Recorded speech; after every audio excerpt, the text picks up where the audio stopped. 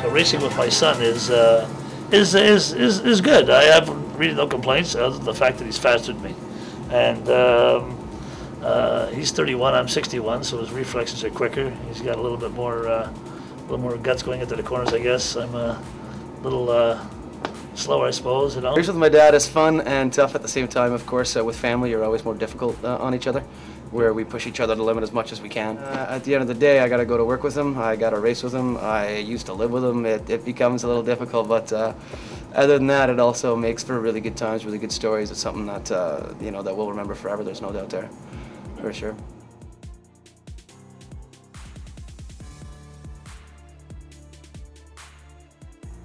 By 2006, I decided, okay, things were going well. We could start a team. So Lee was, of course, very interested in getting involved.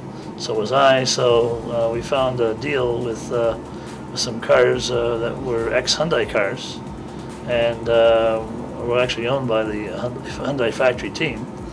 So I bought them, and then coincidentally, my business, Hyundai is one of our biggest customers. So it was a good crossover. You know, we raced their cars, they bought our products, so it made a lot of sense. It's a beautiful little car. Hyundai Canada has been extremely helpful to us, just with knowledge, information, parts, and such. These vehicles, the modifications that are done on them, there are too many to list. He's given the motors to SDP and Three Rivers, who are fantastic engine rebuilders. Thank you very much. They've brought this engine, which starts 2.7 liter V6 at 190 horse, is now same 2.7, a little bit bored out, and which is giving us about 300 horsepower now. Excuse me. We're working on a 310 horsepower motor, which you know, let's cross our fingers. Let's hope it does well. Well, when we built the addition on the building here, we built Fasco Phase 1. When we built Phase 2, I decided at this point we were just getting our team off the ground, so I decided I would dedicate 5,000 square feet of the new warehouse to the race shop. And so we built a state-of-the-art race shop. We've got our 3 cars in it. We keep our tractor trailer there. We have our CNC equipment there. All our you know, benches and welding equipment and presses and all the things we need to do the job. And it's pretty much, I would think, one of the top race shops in this country. I don't think it lacks much. We have a fantastic pit crew that works with us. Martin Cote obviously is our lead chief mechanic or I guess crew chief is what you call them. He always has 2 or 3 guys helping him out, at least. You know, there's always more. It's hard. A lot of these guys work on volunteer work. They just want to be at the races. They want to see the races. You know, so without them, I wouldn't be racing either. It is key to have this crew. Without them, you know, my transmission would have got changed last time. Although it did blow, I had another one, and yada yada. But you know, I've seen them replace 2 motors in the same night. They'll work till 6 a.m., take a 2-hour nap so that we can get back on that track.